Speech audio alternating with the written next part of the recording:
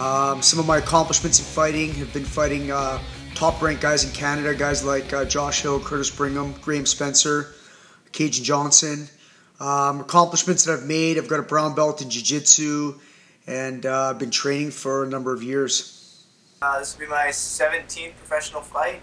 Also fought some big names like Graham Spencer and Bruno Capdeville and Buck Bisbee way back in the day. And I got a black belt in Jiu-Jitsu as far as accomplishments goes, and I hold a professional title in the 5-Star Fight League. I remember just before I got in, I think Mike was on his second or third fight, and I watched it live, and he got a head kick KO. It was awesome. I've seen one of his fights when he fought Graham Spencer on short notice for, I believe it was aggression, a few years back. No, I've just seen Mike at a couple events, and we've actually never even spoke, I don't think. Maybe a hi or whatnot, but I don't have anything bad to say about Mike. He's an awesome fighter. No, I've seen Sean at some of the events cornering guys, and there with his team. Our names have been thrown into the hat before where we were supposed to face off. I don't remember for what promotion it was or what happened. It could have been an injury that forced a cancellation, but I believe we were supposed to meet at one point, but it just never panned out. Yeah, I think I was offered Mike, well, it was a few years ago anyways now, and I believe that's when I blew up my knee about three years ago, around that time. I'm pretty sure that's what it was. In some of your past fights, you've gone to decision about 4 times. You lost 4 of those decisions. Do you feel that you need to finish like Adams in order to win this fight? Yeah, well, that's easier said than done. And thanks for pointing out that I'm not very good at decisions, Trevor. But yeah, finishing fights is always the way to go. It's a lot easier than going to a decision, right? Okay, how about yourself, Mike? Do you feel that you need to finish Sean going into this fight? You know what? Any fight I go into, that's always what the goal is. You know, I don't want to have to drag it out all 3 rounds. I'd rather get it over with as soon as I can. If the opportunity presents itself, I want to finish the fight. I never go into a fight, you know, telling myself that I'm going to drag it out. So definitely the finish is on my mind. That's definitely what I'm shooting for. So the faster I can put the fight away, the better it is for me and for the fans. You know what? I don't. You can never really predict style-wise how things are going to go. Sean's a well-rounded fighter. You know, I'm gonna have to, you know, make sure I can change on the fly.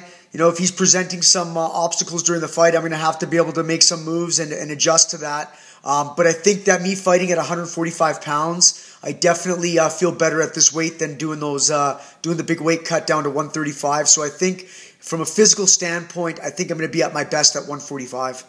I kind of feel the exact same way as what Mike pointed out. We're both very seasoned veterans who've been around a long time. You know, this is like our 10, 12 years of fighting now, and we've both been around the game lots. And just like Mike, I got to be able to adjust on the fly. Mike has awesome stand-up. He's got awesome kicks, and he's big, he's strong, and he's a well-rounded fighter. He's a good wrestler. He's a brown belt in jiu-jitsu, which is no joke to get, right? So I got to take him very seriously, and I got to be prepared to go everywhere that the fight can go with Mike.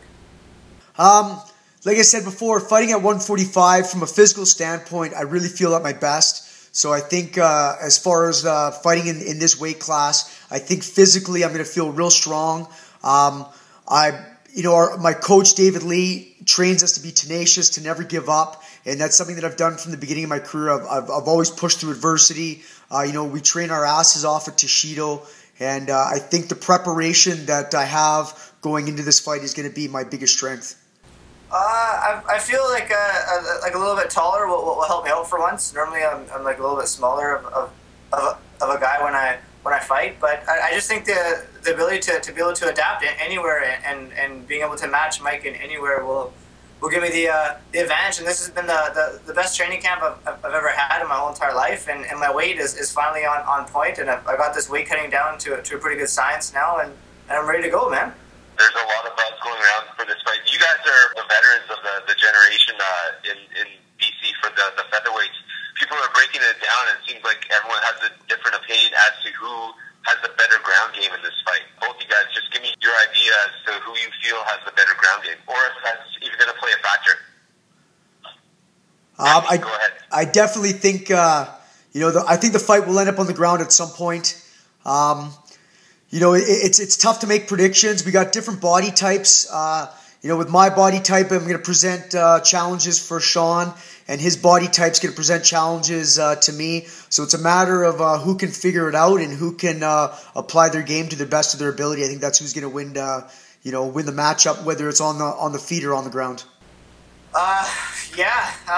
Mike presents a very interesting challenge. Like he's a little bit shorter, but he's a lot physically stronger by the looks of it, anyways, and judging by his fight. So it presents a challenge because that nullifies a lot of techniques and stuff. So I got to really be prepared. I've been training a lot of no-gi and training with a lot of guys that are strong and seeing what works and what doesn't. So come fight night, I'm fully prepared.